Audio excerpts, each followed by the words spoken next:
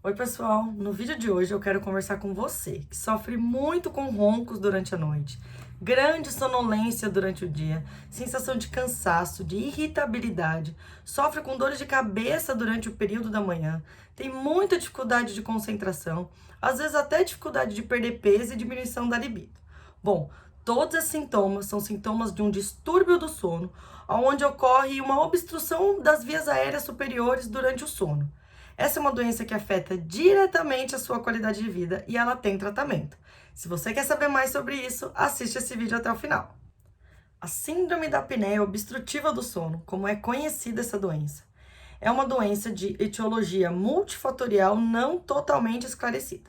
Ela pode ser decorrente de algumas alterações anatômicas, por exemplo, como uma deficiência do crescimento da maxila e da mandíbula, ou um retroposicionamento dessas estruturas, onde eu tenho a maxila e a mandíbula mais para trás do que o normal. Eu posso ter um aumento dos tecidos da faringe, um aumento das amígdalas, das adenoides, eu posso ter uma grande obstrução nasal com um desvio importante do septo, além de algumas doenças como hipotiroidismo, fatores genéticos e também a obesidade. É uma doença que acomete mais homens do que mulheres, em qualquer idade, mas não quer dizer que muitas mulheres já não estejam sofrendo com isso. Bom, como eu falei para vocês, é uma doença do sono, onde ocorre uma obstrução total ou parcial das vias aéreas superiores enquanto o paciente está dormindo. Isso tem relação com a necessidade, com o esforço respiratório que o paciente faz para vencer essa obstrução, que pode estar aumentado, diminuído, ou posso ter um paciente em apneia total, onde o paciente para de respirar por alguns instantes. Em sequência a isso, eu tenho um micro despertar, que não quer dizer que o paciente tenha consciência que acordou. Então, ele tem a obstrução, ele tem um esforço respiratório ou até mesmo uma pequena parada respiratória. Em seguida, ele tem esses pequenos acordares durante a noite. Por isso que eu tenho um paciente sempre tão cansado no dia seguinte. Além dos sintomas que eu citei para vocês no começo desse vídeo, como ronco, sonolência diurna, irritabilidade, falta de concentração, esses pacientes também são mais propensos a desenvolverem doenças cardiovasculares, refluxo, depressão, alterações cognitivas, alterações da memória.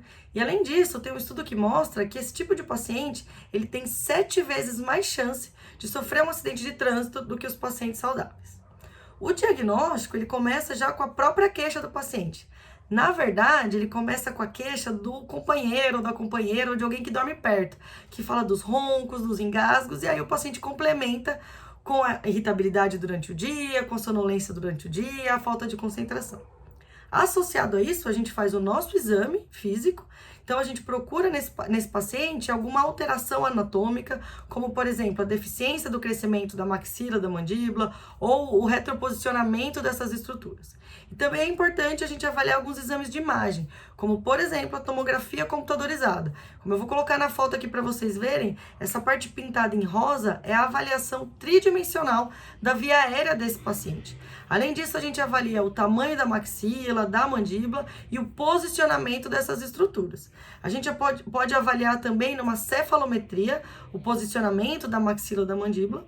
E aí também, muito importante, a gente pedir um exame do sono para esse paciente, que é a famosa polissonografia, na qual o paciente é avaliado enquanto está dormindo, nos episódios de hipopneia e apneia por hora de sono. E finalmente, chegando aí no tratamento, nós vamos dividi-lo em 3 categorias. Uma categoria comportamental, na qual a gente orienta o paciente a atividades físicas, perder peso, diminuição do consumo de bebidas alcoólicas, um estilo de vida em geral mais saudável, visando a melhora do tônus muscular desse paciente. Uma segunda categoria de tratamentos clínicos, onde eu tenho a indicação desse paciente para tratamento de hipotiroidismo, rinites, doenças respiratórias. Também tem o uso de algumas medicações de drogas que auxiliem na ventilação desses pacientes. E nessa categoria também a gente tem o famoso CPAP. O CPAP hoje é considerado como o padrão ouro do tratamento de apneia. E ele é uma máscara, né, acoplada aí a um equipamento, com uma pressão contínua positiva de oxigênio. Explicando, o paciente dorme com essa máscara que vai jogar numa pressão positiva oxigênio para ele durante a noite toda. É um tratamento muito efetivo, porém, ele é totalmente dependente da aceitação do paciente. E aí a gente tem, né, a máscara com todo o aparato e o paciente precisa levar para onde ele for. Se ele for viajar, se ele sair de férias, ele precisa dormir todas as noites com esse aparelho, que ele funciona aí de uma forma contínua. Além de tudo, o aparelho faz algum barulho que pode incomodar tanto o paciente quanto quem dorme junto com ele. Isso faz com que, às vezes, a aceitação desse tratamento, principalmente por parte de pacientes jovens, seja baixa. E aí a gente tem a última categoria, que seria a categoria cirúrgica. É importante lembrar que esses pacientes muitas vezes são obesos, portadores de doenças sistêmicas, doenças cardiovasculares, então eles precisam ser corretamente avaliados para serem submetidos com segurança a qualquer procedimento cirúrgico. E aí nos procedimentos cirúrgicos nós temos algumas opções, eu vou dar de exemplo aqui para vocês.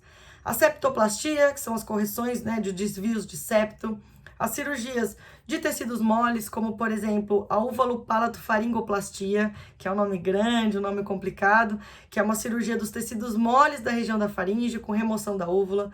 A gente tem a amidalectomia, que seria a remoção das amígdalas, algumas correções da adenoide, diminuição do tamanho da língua, enfim, algumas cirurgias que mexem na parte dos tecidos moles. E nós temos também o avanço bimaxilar, que é um procedimento cirúrgico realizado pela equipe de cirurgia bucomaxilofacial em ambiente hospitalar, sob anestesia geral. E esse procedimento, então, como o nome já diz, avanço bimaxilar, a gente avança, leva para frente a maxila e a mandíbula, para aumentar o volume, né, o espaço por onde passa o ar, para aumentar o volume dessa via aérea. Como eu vou colocar aqui na tomografia para vocês verem até uma comparação de pré e pós-operatório em rosa, para a gente ver a diferença, o ganho que eu tenho nessa via aérea com a cirurgia de avanço bimaxilar. Bom, apesar dessa cirurgia ter uma finalidade funcional, que é a melhora na respiração, da qualidade do sono desse paciente, a gente não pode esquecer que a gente está na face e a gente tem uma implicação estética enorme. Então, esse procedimento precisa ser muito bem planejado. A gente faz todo um trabalho, um planejamento virtual para que essa melhora funcional não cause prejuízos estéticos ao paciente e ele continue com uma harmonia facial adequada. Se você tem algum desses sintomas, muito ronco durante a noite, sonolência durante o dia, dificuldade de concentração, procure um especialista e melhore não só a qualidade do seu sono, como a sua qualidade de vida. Se você está sofrendo com isso, agenda já uma consulta, ou se você conhece alguém, marque ele aqui nos comentários. Aproveitando, deixa seu like se você gostou desse vídeo, se inscreve no canal se você ainda não se inscreveu. Se você tem alguma dúvida, já manda aqui nos comentários pra gente.